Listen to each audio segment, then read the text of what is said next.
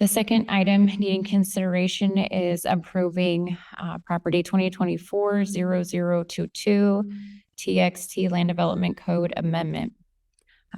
Today we have Sean Norris, our planner, here to present to us. Good morning, Sean. Good morning, Commissioner. Sean Norris, Manager, Mesa County Planning Division. This morning, we would like to present in front of you project 2024-0022 TXT Utility Production LDC Amendment. The request is for the Mesa County Planning Division proposing the amendments to the following sections and tables of Mesa County 2020 Land Development Code as amended. Section 6.01 Use Table, Section 6.02 Specific Use Standards, Section 12.01 General, and Section 12.04 Institutional and Civic Use Categories. There was a Planning Commission hearing held on this item on March 21st, 2024, and today's hearing this morning. I'd like to enter into the record the exhibits, the staff PowerPoint presentation, the BOCC binder, project file, the Mesa County Land Development Code, 2020 Land Development Code as amended, Mesa County Master Plan, public comments, and the current text of the item as we have before us today. Great.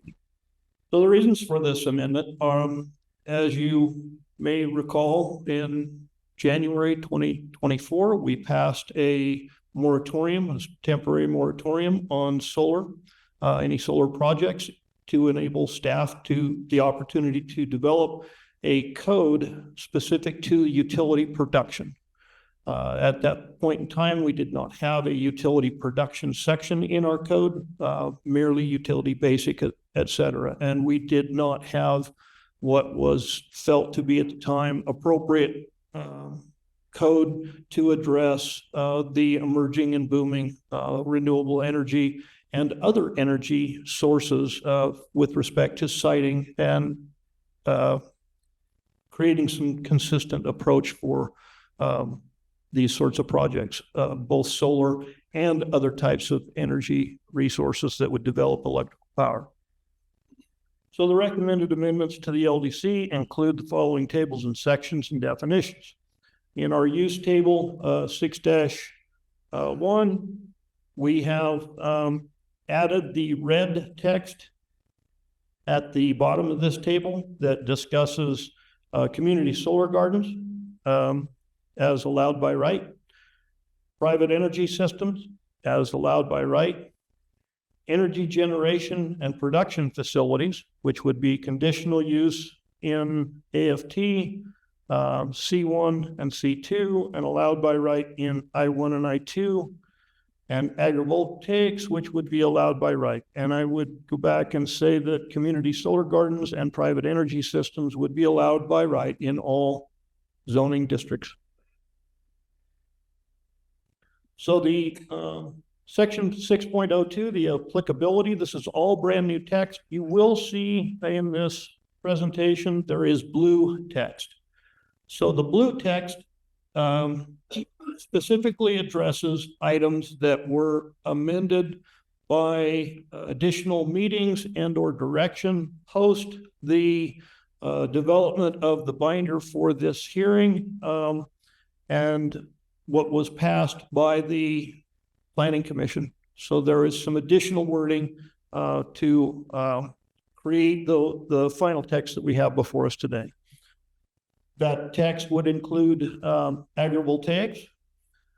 We added some section about any facility that exceeds the definition of a private energy facility based on CRS 120. It's 40-2-124 and 40-2-127.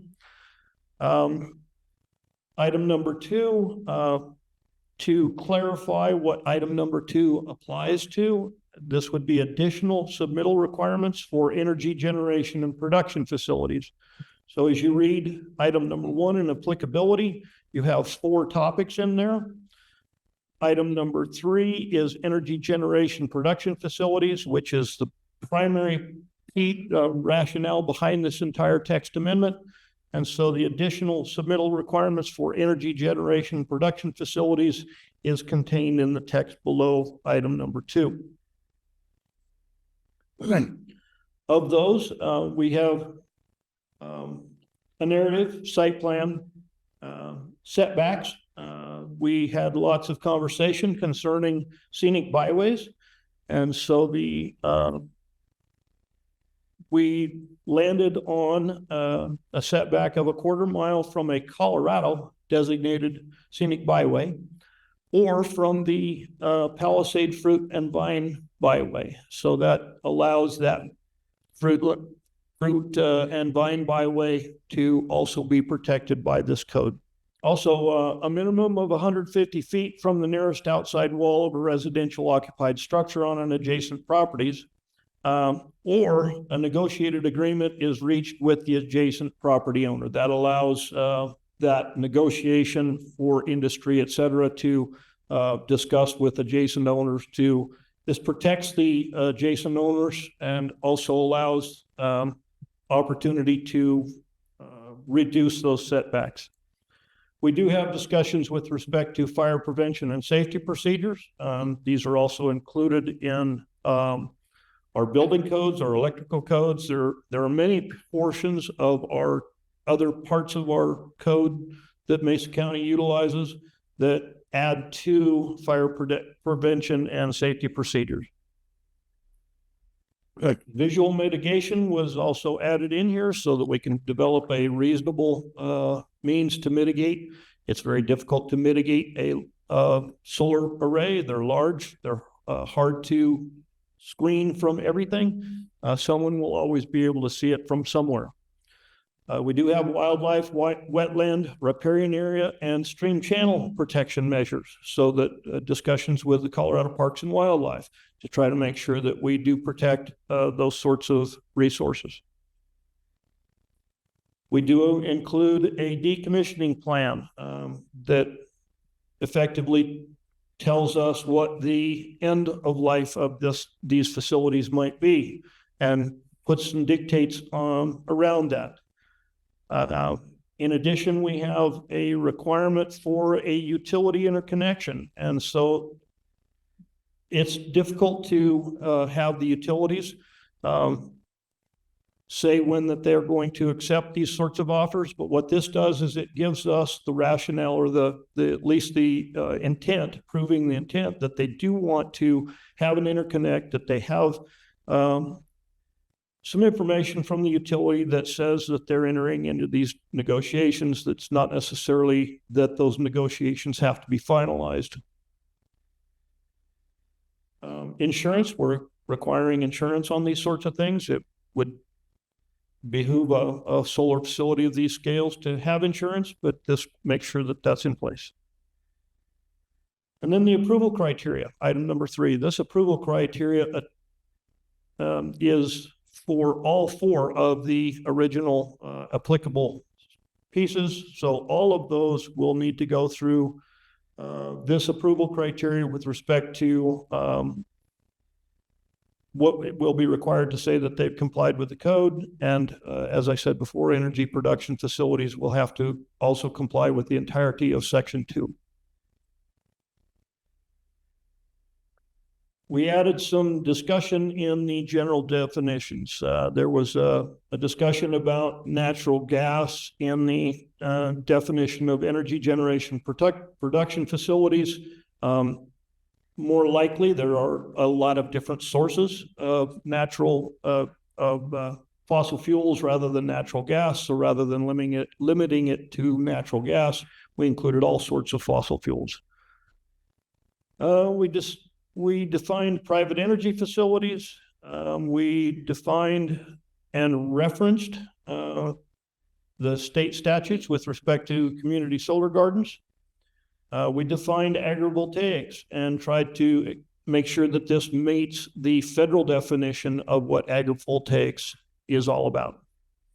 And then we discussed behind the meter to differentiate between private facilities, private generation, and I want to call it wholesale or sales, larger facilities that would be strictly providing power directly to a utility. And in this, we had a lot of discussion about a 200% rule, and that is covered in the statute. And by striking that piece of this discussion, we allow the statute, if it changes, to then modify the code without having to go in and amend the code. We discussed fire protection districts to make sure that fire protection districts in Mesa County have an MOU with Mesa County, with the Board of County Commissioners, with respect to their operations and their authority. Residential occupied structures, we define that as well, defined in other sections in our code with respect to building, principal, and dwelling units. Then in section 12.04, institutional and civic uses, we define the characteristics of utility production. We define the accessory uses with respect to energy production and the exceptions with respect to these sorts of things. That effectively ends the text that we have in place. The review agencies that these were sent out to, we did get the normal response with respect to review agencies. We have those information is in your binder. We have very little response. Everyone seemed to be supportive of what we were trying to do. Didn't have any negative comments with respect to review agencies.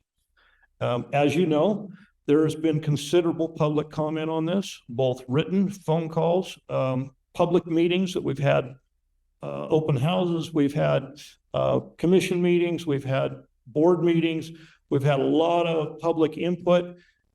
With the latest public comment that came in after the binder was this morning, where Commissioner Rowland responded to Ms. Westlake with respect to a question in support of solar. So the most recent comment was included in the project file, and you will have all of those in your emails rather than trying to print all those and put them in front of the diocese for you today.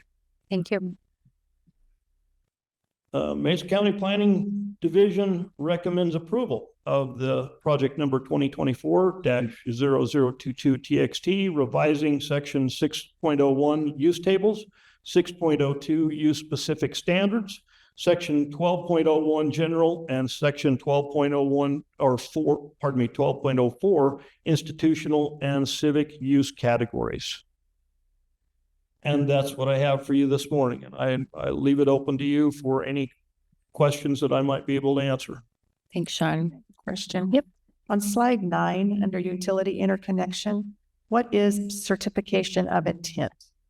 It says they have to provide that or available information. What is certification of intent?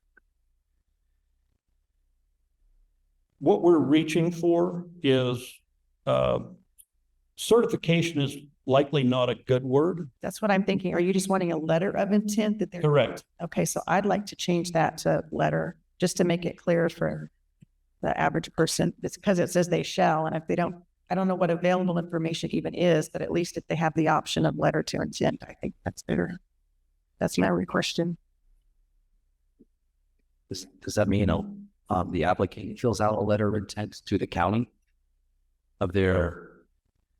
Does that be? That's kind of obvious. They have an intent to connect to the system, right? Yeah, I've read it, and it's not clear. You're right that it was that there would be some letter of intent to the utility company to enter into an interconnection agreement. So a letter from the utility company. The way we are intending to implement this section is to see that there is communication between the utility company and the proponent with respect to an interconnect. The utility companies, I can't speak for industry, I'm not in industry, but the utility companies will likely not promise that there's going to be an interconnect in that letter. They hopefully will give us a letter that says that there is negotiations and conversations ongoing, and that if all of the pertinent details that they need for their application process are met, that there's a potential for that to occur. So again, the question then I think Commissioner Davis had is who is writing the letter to whom? Is this a letter from the applicant to the utility company or the utility company to the applicant or the county that they're in conversations? It is not clear. Right. So I'm asking you, what is your intent? What do you want? A letter from the applicant or a letter from the utility company?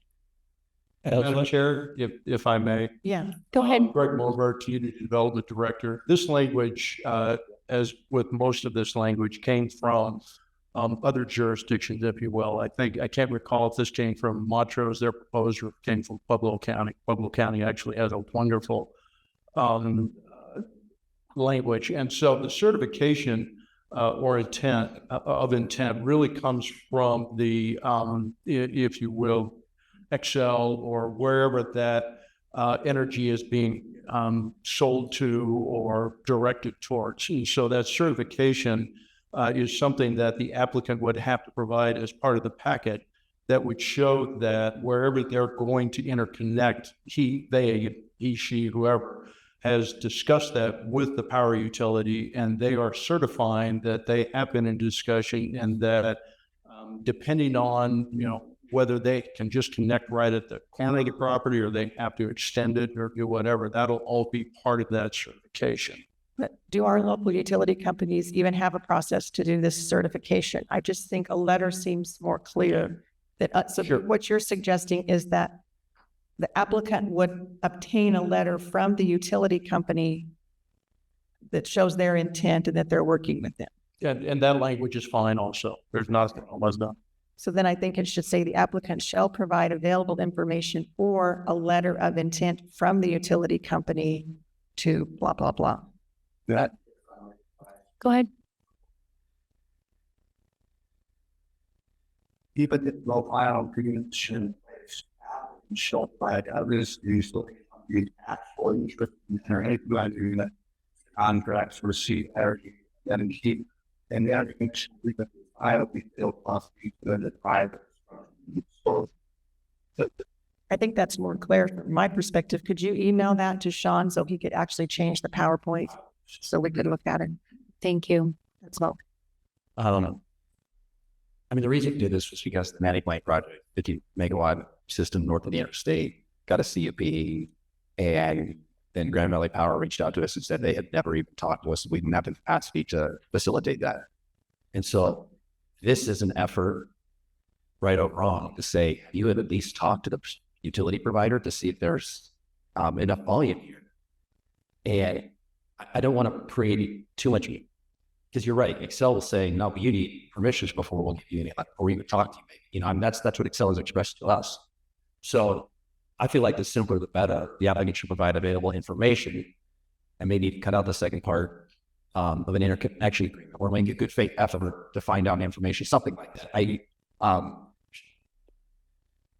Greg, you've mentioned in the past, you get to wordsmith these things too much, and you almost create more loopholes than you originally intended. And I think the core of this section was just to say, have you talked to somebody? Do you have capacity? It may not say you have capacity, they may play their games, but have you made a good faith effort, which Manny Blank had not, to discover whether or not you have capacity along this line? They can always build capacity in the future. And I think Manny Blank will probably do it at some point. But again, I'd made a good faith effort to do that. I think that was the only thing. I don't want to create too much of a burden. Do you think it's too burdensome as it is, or And I just want to interject before he answers the question. I agree with simple, but I think provide available information means nothing. Like, I don't even understand what is that available. well, as I was going to make a good faith effort or something like that, and provide the available information. Again, I'm fine with the letter thing too. I think that creates enough.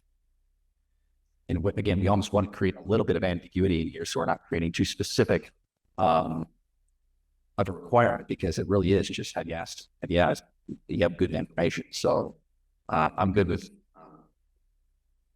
Todd's recommendation as well.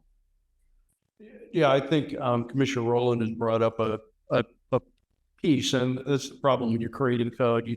You're so close to it all the time that sometimes you don't realize that there may be something that's a little ambiguous or a little confusing. And I think Mr. Starr's language clarifies that, and I think it gets closer to what you, the Board of County Commissioners, really want from that utility interconnection.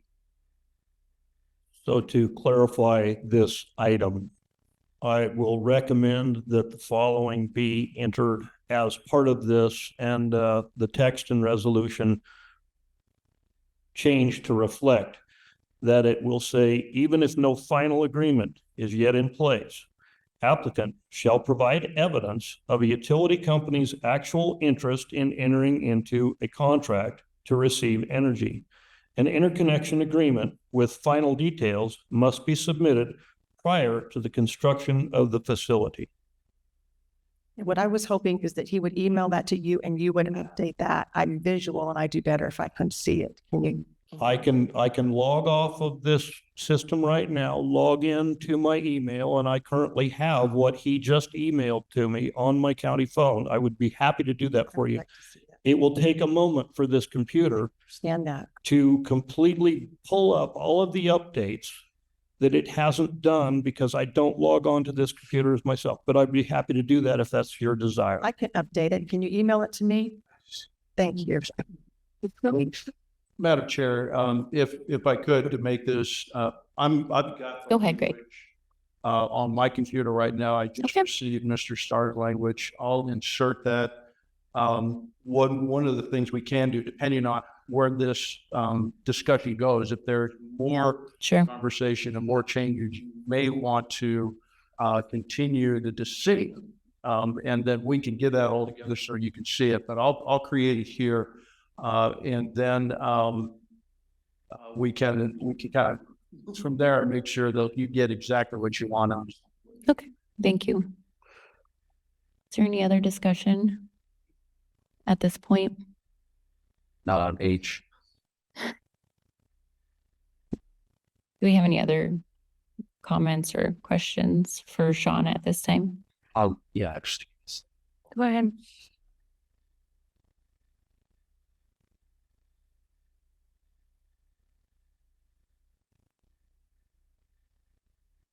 so, Sean, you added in section 2A. Refresh my memory. We added the term additional submittal requirements for energy generation production facilities. Remind me why we added that term additional. So the confusion, Commissioner, was that submittal requirements for energy production created some confusion in that this section 2 applies only to item 3 of applicability above. And so there was some confusion that item 2 applied to all 4 of the various applicable items above, when in fact, section 2 applies only to item number 3 above, and therefore it's additional information that we would require from a utility production or generation facility. Why wouldn't it apply to agrivoltaics? That was not the direction that we received. Because in my mind, the benefit of going with agrivoltaics was that it was just a site plan. I mean, it was just administrative rather, but it is essentially an energy generation production facility intermingled with agriculture of some sort. By taking that out of those submittal requirements, what requirements does an agrivoltaic proposal have to go through? Because it's not a CUP. So what would be the requirements for him? The criteria that's on item number 3 above, and it's on the screen. Item number 3. Okay. Agrivoltaics, the direction we received was that agrivoltaics would be allowed by right.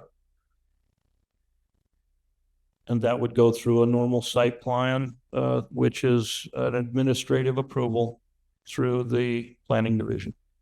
Got it.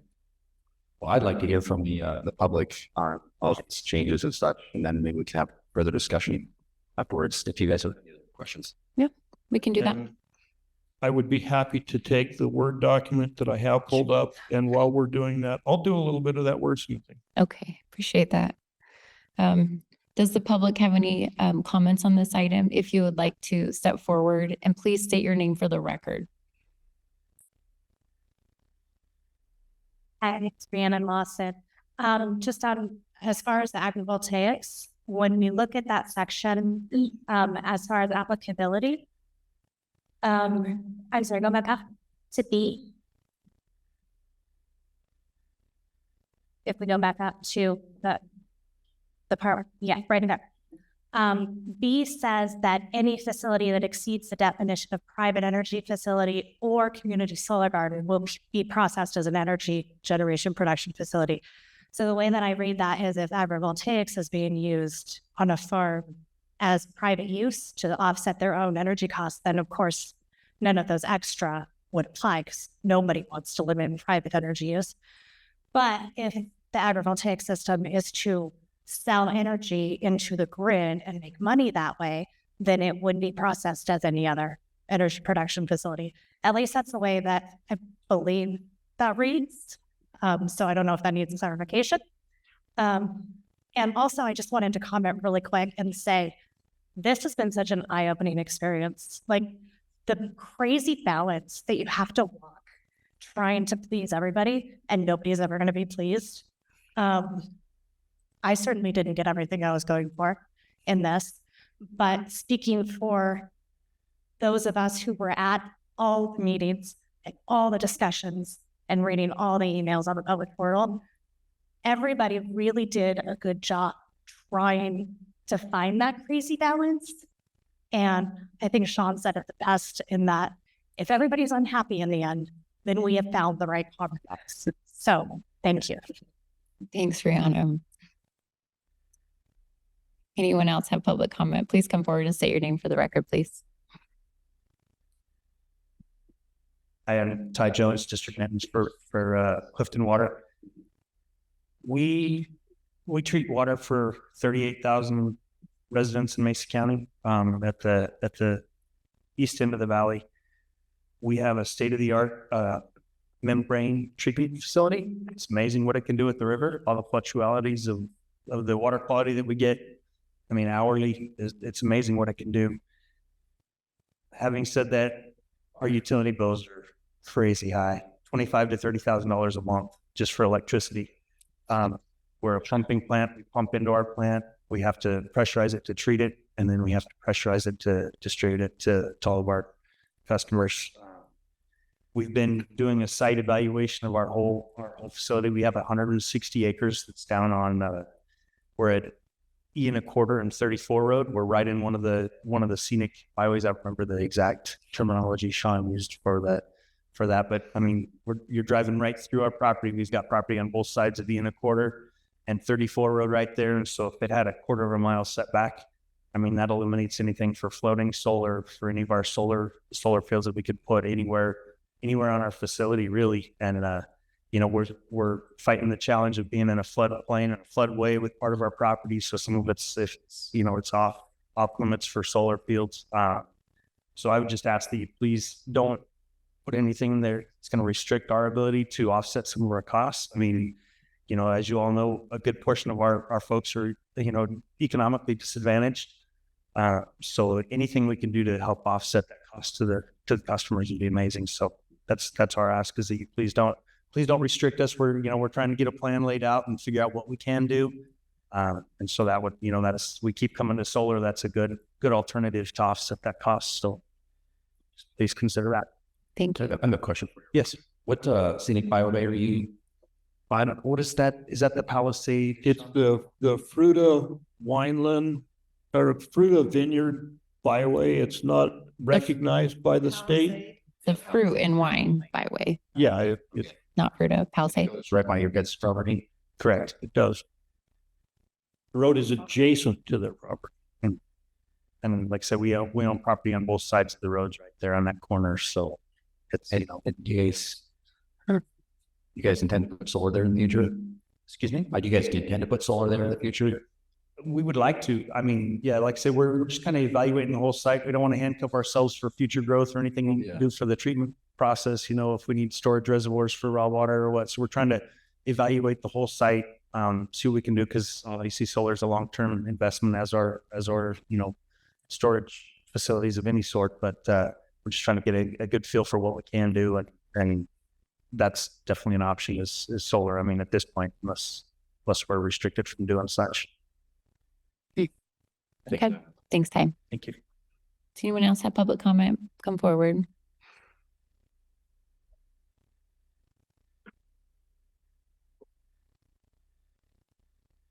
I'm Mary Lane Johnson. I'm a Palisade resident. And I had a question about what Sean brought up.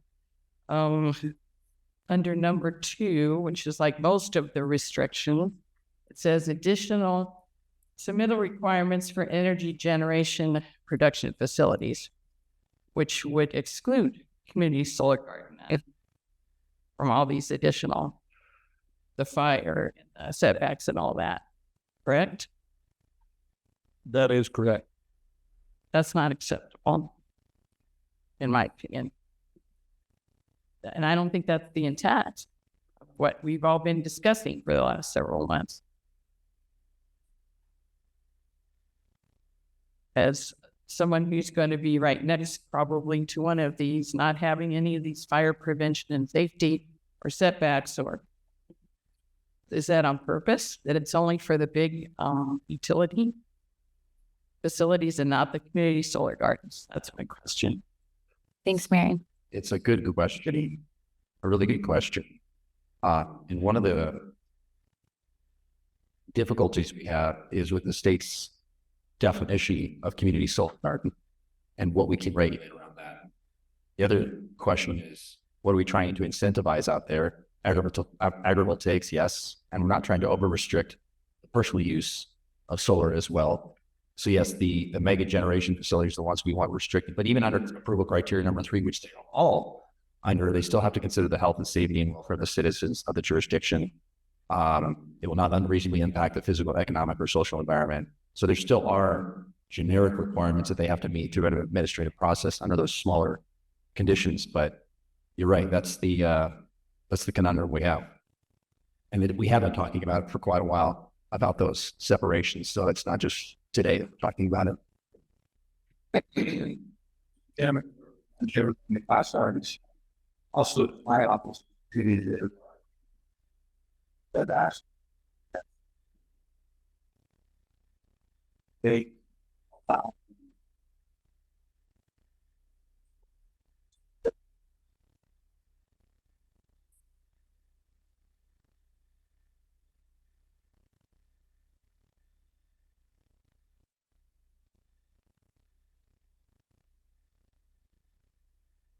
So when you say preeminent, you mean we can apply setbacks to solar gardens. That is Above and beyond the state has already said. Is there any other public comment on this item? Just please state your name for the record. Good morning. Good morning, commissioners. My name is Tyler McDermott. I'm here with Western Colorado Alliance, where I serve as a regional organizer for clean and renewable energy. I want to start by thanking the commissioners, the Planning Commission and their staff, especially Sean Norris, for their really hard work on this process. I've been paying close attention to moratoriums and land code revisions around Western Colorado and around the country. And I have to say, this really is one of the most exemplary moratorium processes that I've seen so far. This process was kept within the time constraints that you'd laid out, even a little ahead of schedule, which is exciting to see. You spent time to listen to the concerns of the community, and you accepted the knowledge and expertise of professionals, developers, and other experts to create a code that I believe is respectful to everyone in the county. I agree with Commissioner Rowland's assessment that requiring certification would not be appropriate. That's not really a thing that happens. But I do agree that a letter of intent between an applicant and a utility would be an appropriate way to handle that situation. I think it is important to note too that utilities generally will not grant an interconnect for a project until it has passed the land development code process. So once it gets approval, then the utility can move forward with that. But I do support the revision that you've suggested.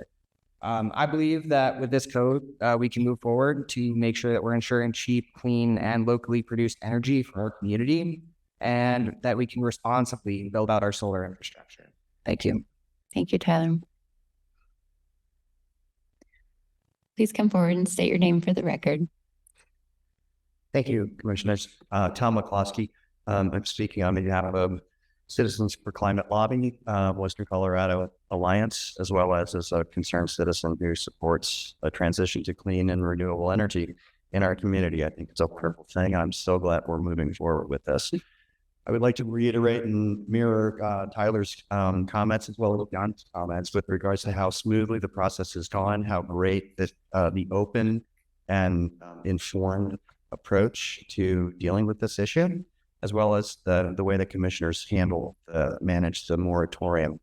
This is a positive thing for our community. I think you'll see all sorts of additional benefits spinning off of it very quickly.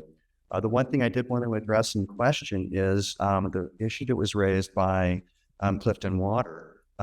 There is a conditional use permit option, is there not, that could allow them to, I guess, sidestep that restriction that currently exists, whether or not it's supported by the state's regulations with regards to community solar, et cetera. But I would encourage looking to approach that, because it's a great way to support your infrastructure locally, and demand is probably higher during the daytimes for water demand as well. So it's the perfect time to kind of marry the technologies. So with that, thank you again. I appreciate it. Thank you, Tom. Please come forward and state your name to the record. Good morning, Commissioners. Kyle Sutter, Pivot Energy. Just want to echo the comments as well. It's been a great process. I was actually talking to a colleague before we came in here, and I suggested that we put together some sort of a memo about how this all worked, because other jurisdictions could really use a roadmap to follow here. A couple quick comments. There's the question about fire. Speaking on behalf of Pivot, I think regardless of how the specific project is being reviewed, we don't see any of those being unreasonable, and certainly commit to following suit regardless of the form of jurisdiction, I guess. I would also echo the same thing. I think it's the first we've seen of the fruit and wine byway. There's not a lot of land in Mesa County that's in Excel service territory. Most of it is sort of in the greater Grand Junction area. But that corridor, which I was just looking at in the back there, it would really overly restrict, I think, development and land use. Clifton Water, we're working on a project with Clifton Sanitation District. Great site for solar. It's very tucked away, but certainly within that quarter mile buffer. So that's not something that I think we had discussed or talked about. I'm not sure how that got entered in, but I would recommend remove that addition. Thank you for your time, and we look forward to working with you, and thanks again for the purposes. Thank you.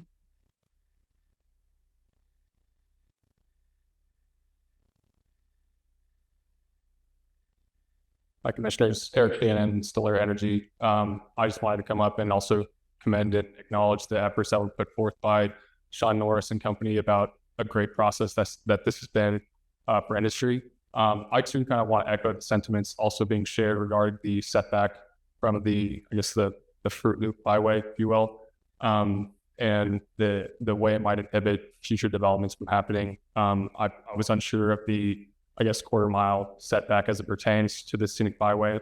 And one other thing I would like to clarify, I think, with this is if there is already a permit in place that was prior to this text amendment from happening, if in fact it does continue to hold, even after this was to proceed. And then as it pertains to the interconnection language, I'm in favor of that language as well.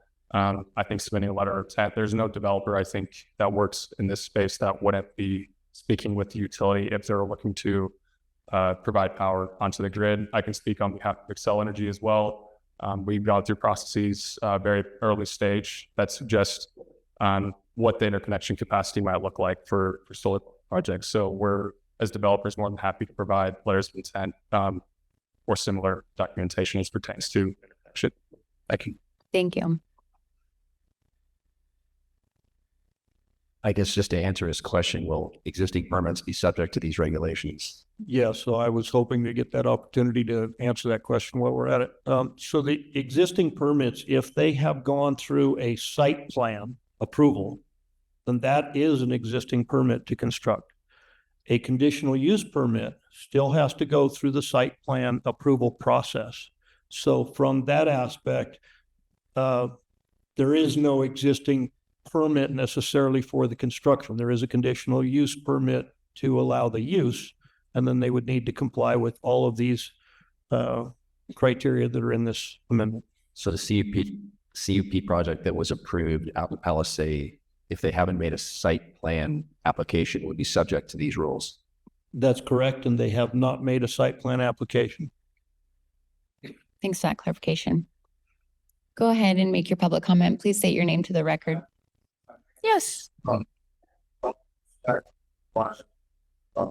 like our gates that speedy or feeding me matching regulation on it. So The previous.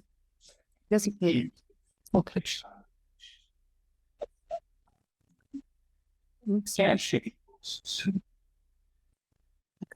Thank you. Stand correct. Thank you. Go ahead. Please state your name to the record. I'm Tanya Travis. I'm a resident of Grand Junction. And I also want to express my appreciation for this process and all the work that you've done. And my statement is more about a bigger picture of where we're going as far as Mesa County. And it's also in reference to like what Clifton Water just expressed. Because in the Inflation Reduction Act, $6 billion was just released to foster innovation and industrial decarbonation projects. And industrial decarbonation is going to require a mega dose of clean energy. And to build that into our economy is going to be an economic boon for all of us. But these are not just projects that increase our regional capacity, but in making ourselves an option for future making in industry. And so, you know, Grand Junction has always been a place where we build things. And so our future could rest on this kind of code, also increasing our capacity for clean energy. Because in the future, this is what federal dollars would go to, projects that are based on all the innovation from the money being spent right now to develop clean steel, chemical factories, all the stuff involved in industrial decarbonization. So we're not just downtown with full capacity businesses. There are so many innovative projects in the works, and I think we want to be a part of that.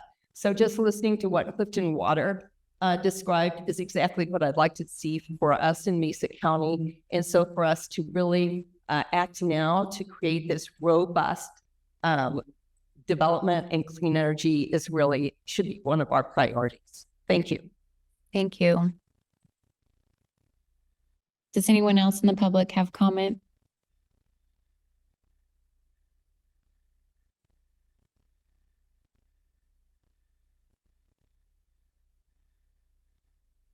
Morning, Commissioners. My name is Rick Goins. I stood here, we're at 3335 in a quarter road in Clifton. I stood here before you just about a year ago to get your approval on a conditional use permit for our community solar garden that we're trying to put together on our property. And I appreciate what was said about an existing CUP not being subject to the change in guidelines because it tremendously affects us. And I've spent 2.5 years putting this project together. We have not got to the point of submitting a site plan yet. I'm trying to juggle all the pieces that it takes to put a project together. But so I guess I would like clarification that our existing CUP, we are not subject to the changes for a couple of reasons. Number one, the discussion about the scenic byway. We are 690 feet from 33.5 road, So our entire property, not just our project area, but our entire property is within that quarter-mile setback. And I spent some time drawing a quarter-of-a-mile perimeter around the scenic byway, the fruit line byway, both inside and, both sides of the byway. It excludes an incredible amount of potential property, agrivoltaic property in the Clifton area and on east. It would exclude Clifton water and such as that, but an amazing amount of potential property from being able to do solar gardens and whatever. So if I could get some clarification on how we need to proceed with our CUP and whether or not the scenic byway requirement totally kills our project. Yeah, thank you. Sorry. Sure. My had that's on my at that time. But we did your like In addition, Mr. Gollins, is that what it was? Yes. In addition, your project is under agrivoltaics, which does not have that quarter-mile restriction on it. In the Okay, that clarifies it. Good either way. yeah, so you're good either way. Thank you. And based on this discussion, that is how the planning division will interpret this moving forward. Any other public comments? And if you are planning on speaking, you can sit in the front as well, just so you Straight line. don't have to walk all the way back. Thanks.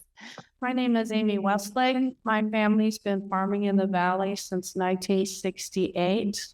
And this solar farming is very important to us, gives us the ability to lease our land out for solar farms to help keep my family in the farming business and other small family farms from continue to farm. So I think you guys are doing a great job on these restrictions. I love living in Mesa County and I thank you. But the solar farm, I think, is going to be a really good project to help bring us into the future and help it so that my son can keep the land. Thank you. Thanks, Amy.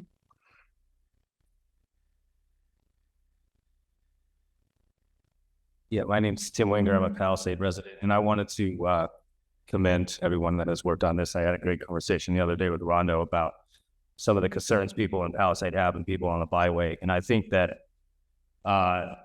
having a set plan like this in place now going forward, I know there's, no one's going to be happy, as people have expressed, but to be able to have something that could give us a basis to create maybe a map of what can be done where will position Mesa County to be a leader in creating solar, to create our own energy and not be dependent on the Front Range or anywhere else for our power. So I think that just having this in place and being able to move forward from today on is huge for us and for everybody that lives here. Thank you, Tim. Good morning. My name is Benjamin Murphy. I'm a resident of Palisade. Wanted to echo the previous accolades. This was an excellent process. It's the first time I've attended in person, but I've been following. I'm really excited to see this handled in a timely manner to really unlock the economic benefits of solar to the county. Want to just reiterate a few points. First is the economic benefit of having this as a centerpiece, renewable energy and the sustainable economy as a centerpiece of Mesa County's strategy. Not just federal money, but private investments. And ultimately, these are going to be the cheapest solutions in the long runs. I work in the sustainable aviation field. Right now, sustainable aviation fuel is more expensive than fossil-derived fuel. But as we see that technology progress, that's going to be the cheapest solution. So I hope that this remains a centerpiece of the county's strategy for energy independence and economic development. Secondly, I do want to touch a little bit on agrivoltaics. I think that's really critical to the future as climate change causes increased temperatures. I think allowing a wide use of agrivoltaics will be really important to ensure that that can be used as another tool, just like canals, to make our land more productive and keep our agricultural roots strong. So I hope that you keep those two tenets in mind and look forward to a timely finalization of this land development code. Thank you, Benjamin.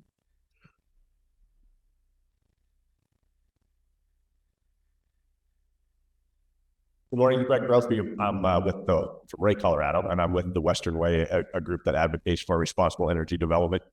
My question today, and this is kind of new to me since we didn't hear this, I don't recall, during the Planning Commission, the quarter-mile setback from the scenic byways and the scenic fruit and wine route sounds good if you say it fast, but I wonder if on second consideration, we don't think that that takes away, it's just arbitrarily snatching up the property rights, the potential development rights of anybody that lives within that quarter mile, whether they liked it or not. And it fails to take into consideration what might already be there. So for instance, if you have a fairly large greenhouse facility, which I think does exist along that route, how is that substantially different than a responsibly built solar array, especially if they adhere to some of these wonderful new agrivoltaic options that we have? And might it also then limit the option to install solar panels in between vines that we're starting to see the experiments with in Europe? So I would urge you to reconsider that. Thank you. Thank you. And just to clarify again, Greg, agrivoltaics is not subject to the quarter-mile setbacks. So if there's some integration of agrivoltaics, they can go right up to the road, essentially. Come back, please. That's okay, Mr. Chair. Yes, that's fine. I get that too. And I also read the definition of agrivoltaics. And it appears to me that if I wanted to build a 200 megawatt solar facility right next to a scenic byway, all I'd have to do is plant pollinator plants underneath it, and it would qualify as agrivoltaics. Is that a good thing or a bad thing? You decide. It's a loophole that you can drive a Tesla truck through.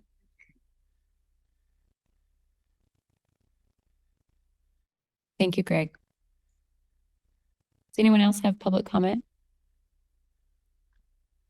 Anyone who hasn't spoken yet have public comment?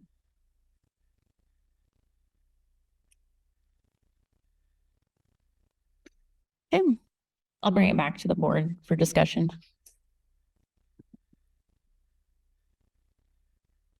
Madam Chair, if I could kind of I just want to make sure, and I think Sean probably has some other comments in terms of some of the comments. You answered a lot of them. Again, Greg Mower, Go ahead. Directors.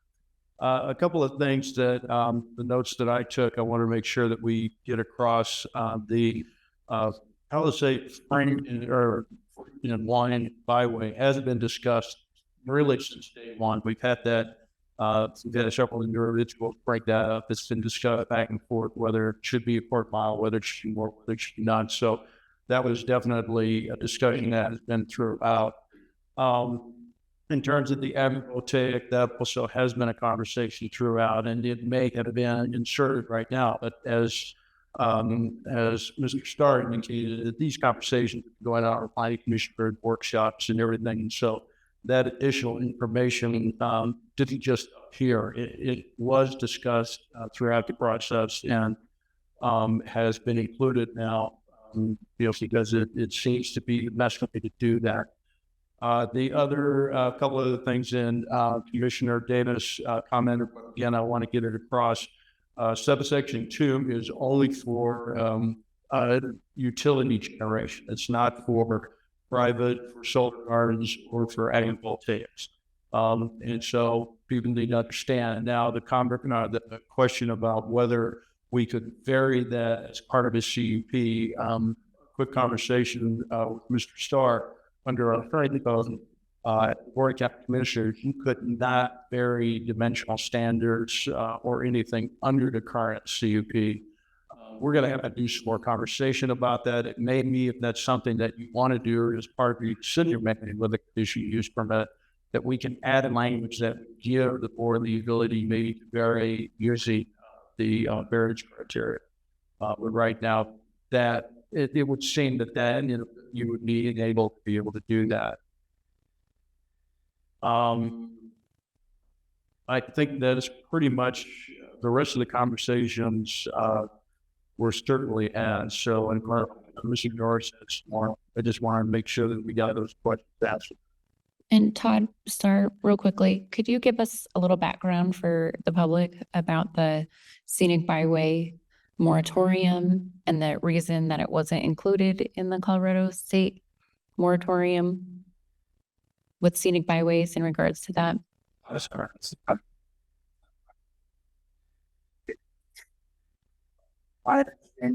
There's more like at a federal level, there's the for the highways issue. So all highways applications. So originally we would say all Colorado designated scenic byways, but because there's a moratorium on the application process for even designating it as a moratorium, we wanted to honor the work that the Fruit and Byway has put into it, but there's no pathway forward at this time.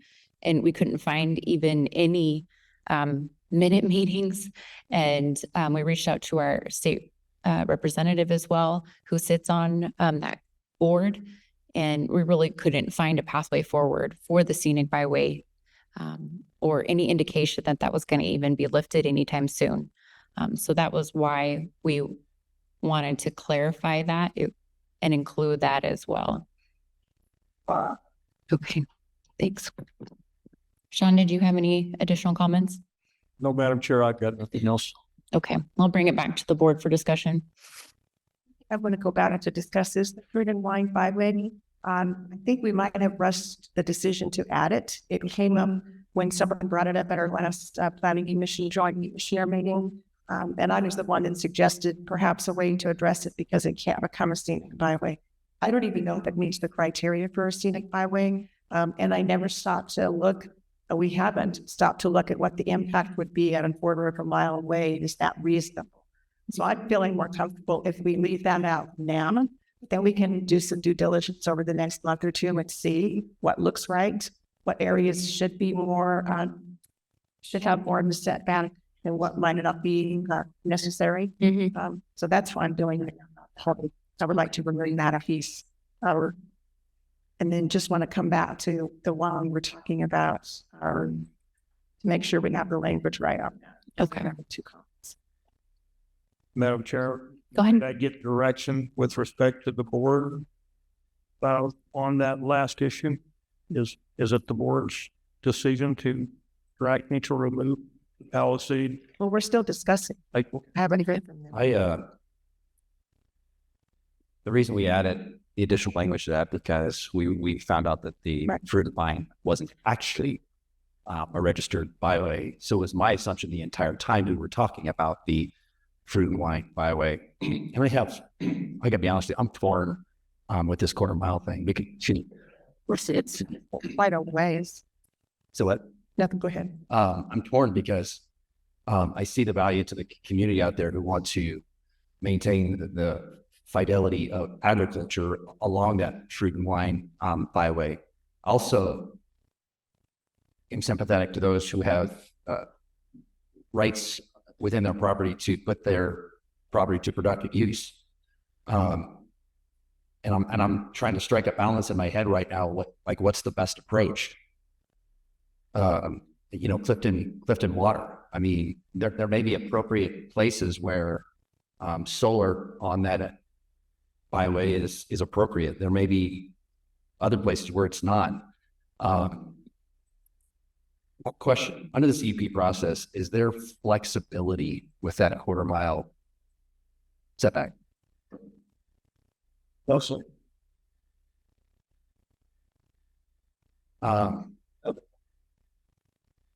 The intent behind the quarter mile, obviously, is to promote agrivoltaics within that quarter mile and to push the larger production facilities back But yes, there may be appropriate times for something like that, but it encourages private facilities, solar gardens, and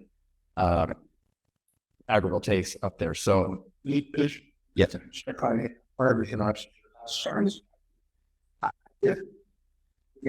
some ag meetings that see one where environments and see violates, see violate is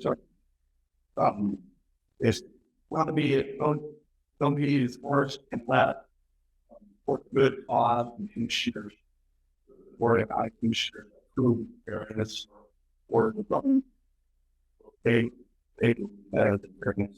My thought is just that instead of trying to slap some language together right now, that we just not include it today. I'm not saying never, and then take the next couple of weeks or a month to figure out what makes sense rather and do it thoughtfully. That's my thought. I'm not saying no, just saying not right now.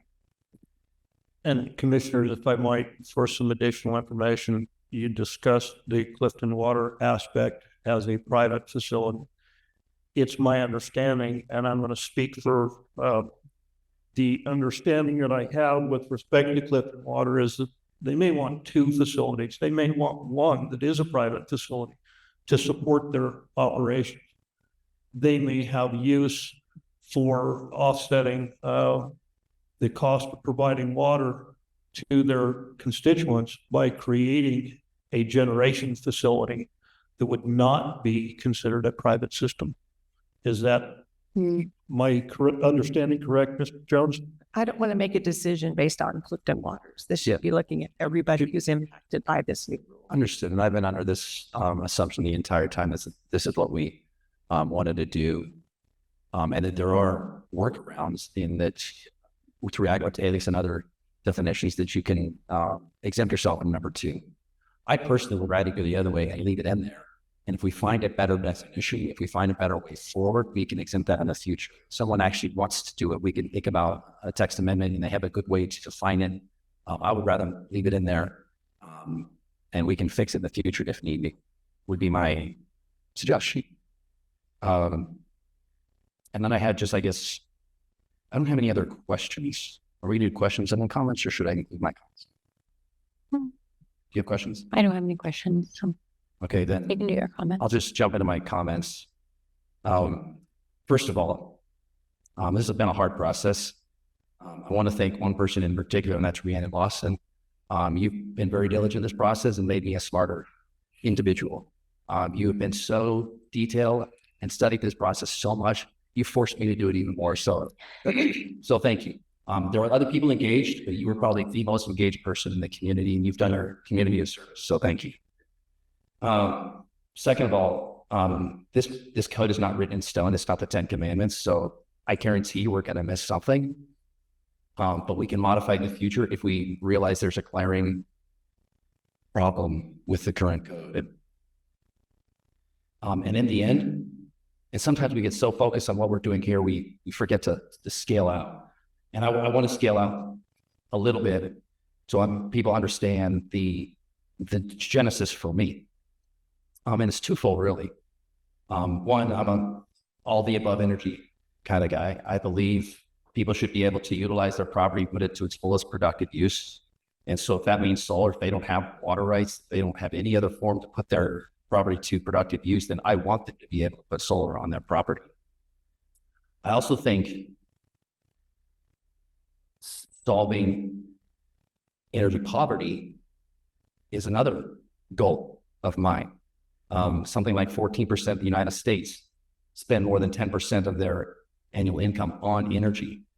And there's a direct correlation to those who are in energy poverty with depression and all sorts of ills. And so I think that is also the superior goal, is to eliminate energy poverty. And so that happens through a broad spectrum of energies. And solar is one of those. And so for all that, and I guess at some point we need to put on the screen what our final, can you go back at the top, because, and then just scroll through. So I'm fine with those designations on the table, and you guys can pipe in at any given point.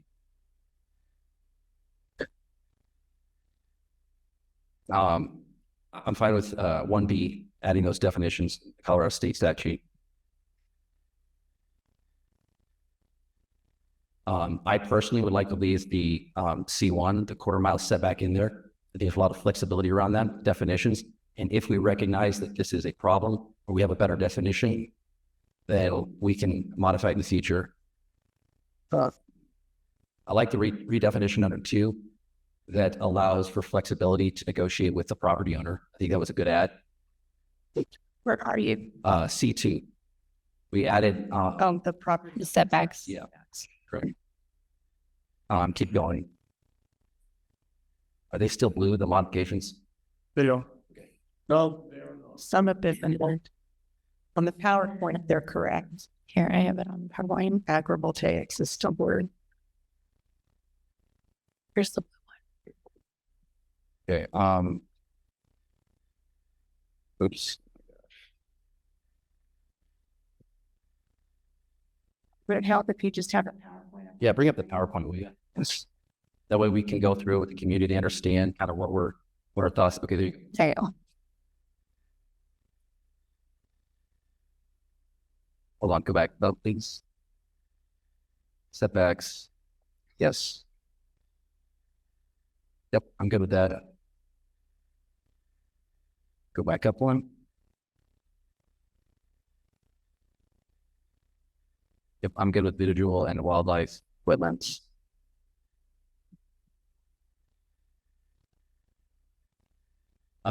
Is this the new language?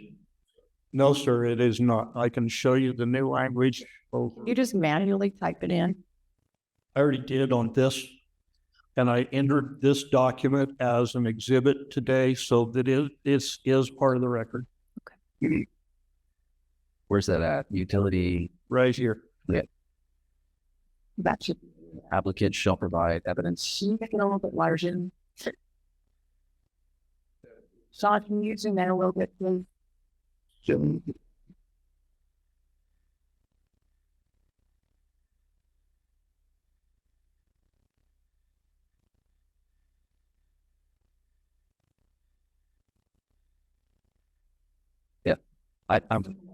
It's fine. I think it provides flexibility, and I think we're good there. So if you could go back to the PowerPoint now, with that definition, insert into this one.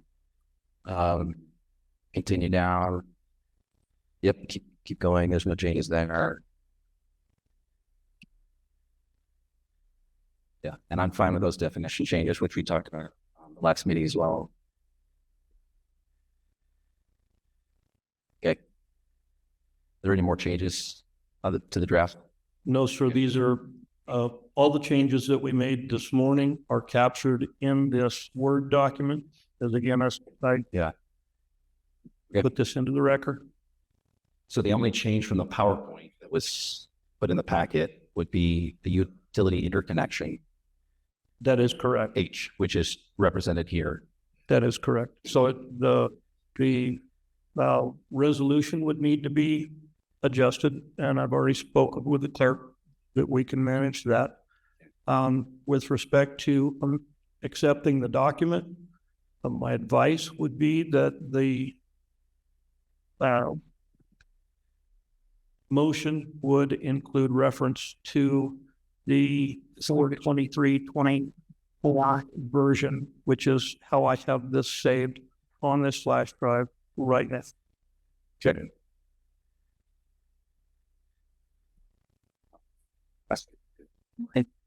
Janet, do you have anything else? I think Cody covered most everything. I'm still going to go back to the Palisade Fruit and Wine Byway. They don't even use scenic in the title.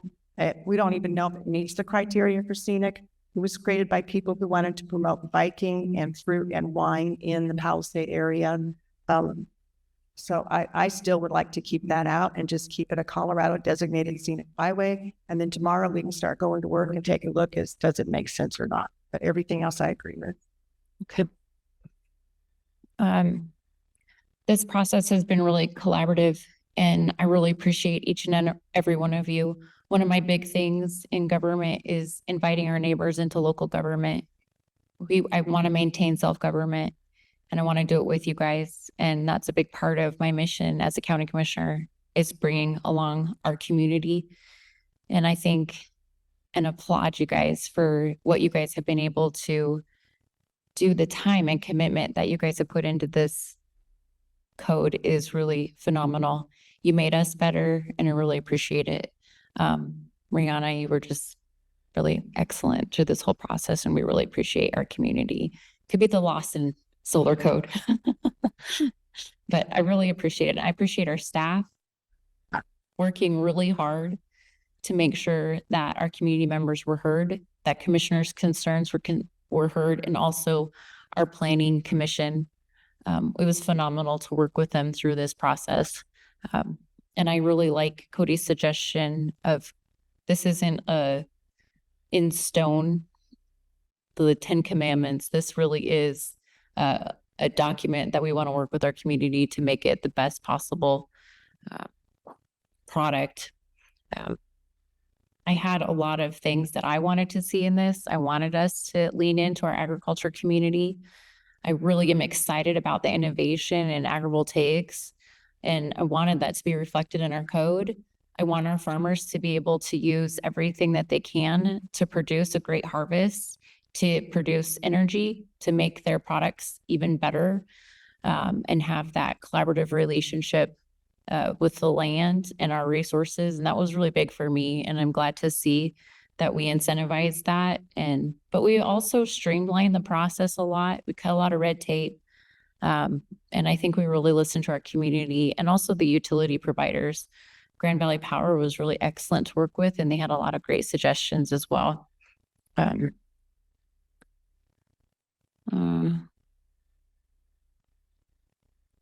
do want to leave the Palisade Fruit Byway in there. I do think there's a lot of flexibility there, but again, it's not set in stone. I really do want to continue the conversation with our stakeholders around that.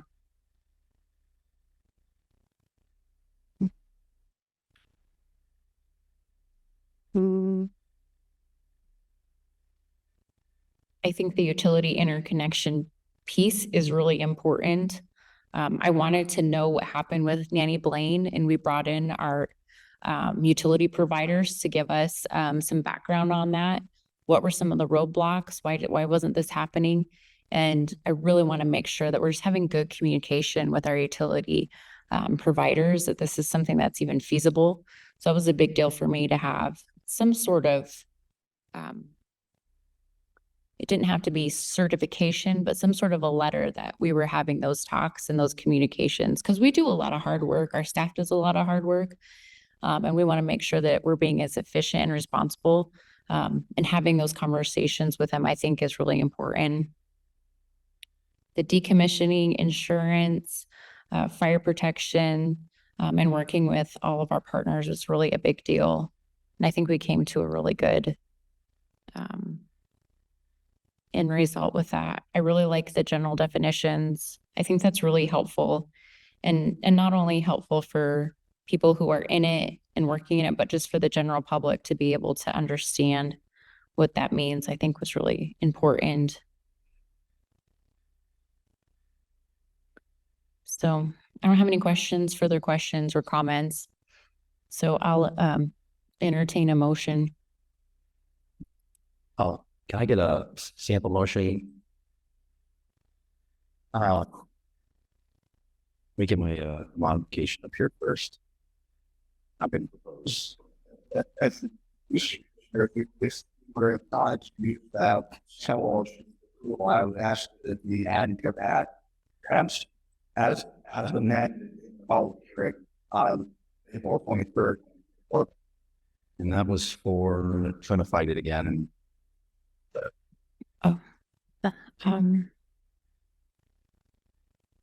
What section was that again? I'm having a hard time.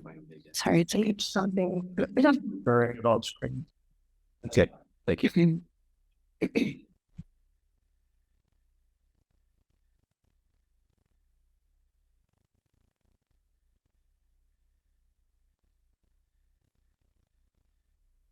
What section was that we were amending? That was section 2, letter H. Okay. And it's on screen at the moment. Okay, gotcha. Okay, you can go back. All right, I move for approval of project number 2024-0022 text, revising section 6.01, use table 6.02, use specific standards section 4.01, general section 12.04, institutional civic use categories as amended in the public hearing April 23rd, 2024, specifically section 2H, and the immediate rescinding of the moratorium MC 2024-3 on solar projects. I'll second. All in favor? Aye. Aye, motion carries.